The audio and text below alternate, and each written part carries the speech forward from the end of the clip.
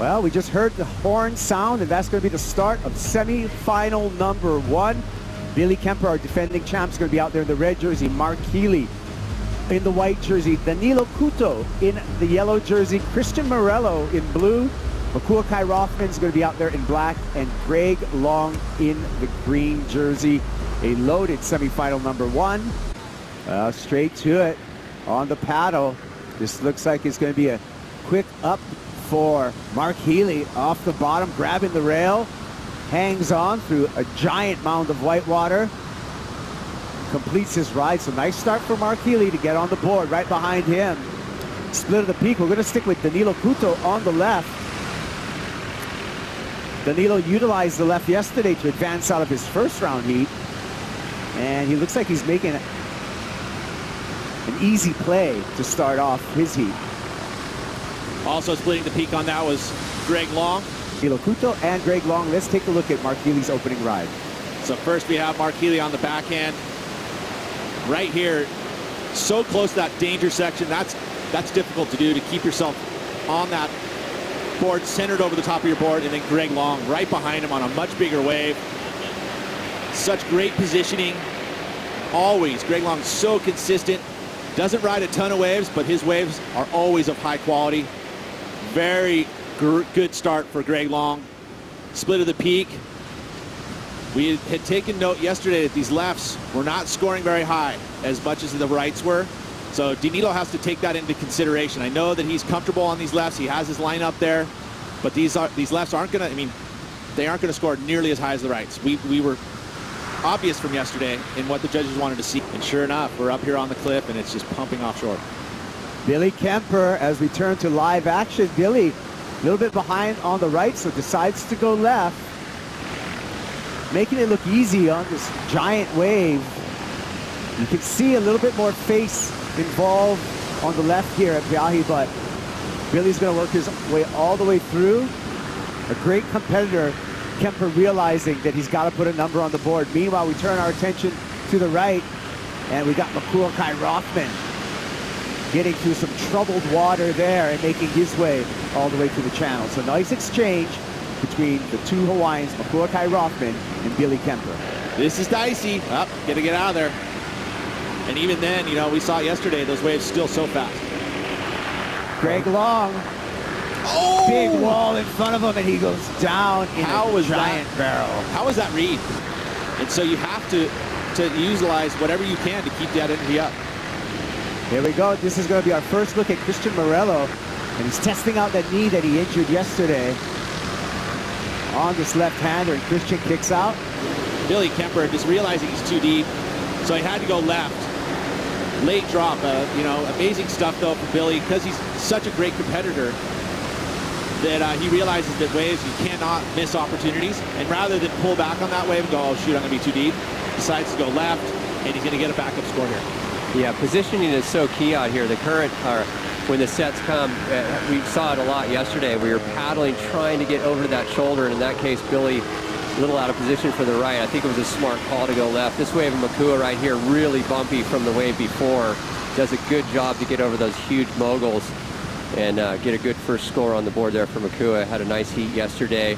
Former Big Wave World Tour world champion. And then Greg, this was so heavy right here. Early entry.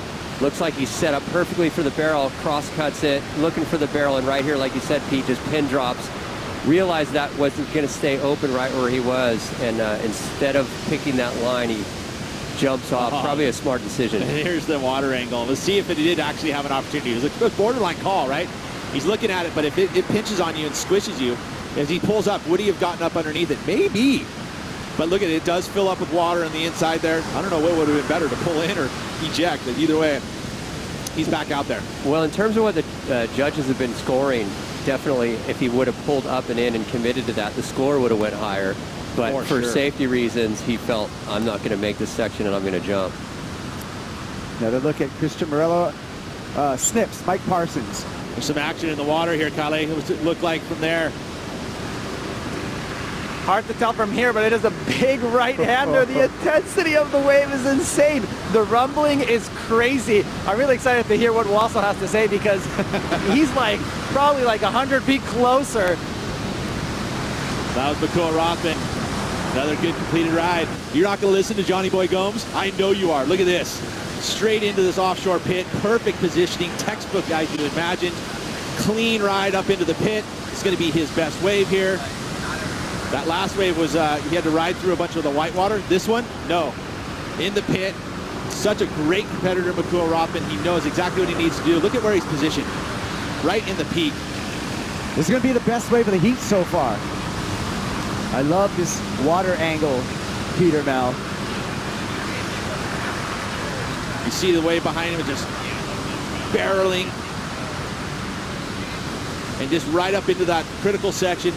Oh, I know it well, and here he is. Deep in the pit, Makua looking like just going for broke. Makuakai Rothman takes off on that left, forcing actually Mark Healey off of that wave. Mark not wanting to interfere with Makuakai's ride, kicks out the back, and Makua Rothman with a completed ride. So we'll see if he betters his position. Now held off a wave from guys, competitors behind him. And here's Danilo. Danilo Couto on a left-hander. A couple of turns on the face for the Brazilian surfer. Working his way through, really trying to maximize whatever he can get out of that ride. Meanwhile, we turn to Billy Kemper packing a pit at Pe'ahi. There you go. So that's that committed effort that you see from Billy Kemper. He is not going to hold back. He is going to push it each and every chance he can get. Again, a competitor here with 13 minutes in the back third of the heat. Well, and you see, this is the Makua wave. On the peak, you see, he could have maybe gone right, but decided, nope, I know the safe route. I'm also going to be able to take the wave away from Mark Healey, which he has done. So again, competing. You know, and that's part of being in the jersey. Sometimes you got to compete, or you always got to compete if you want to make heats. And he's done that. He may improve his situation slightly. We'll see. And then, of course, Danilo. This is like a mid-sized set wave here. Not the most critical drop that you would like to see. He is going to get his second wave here.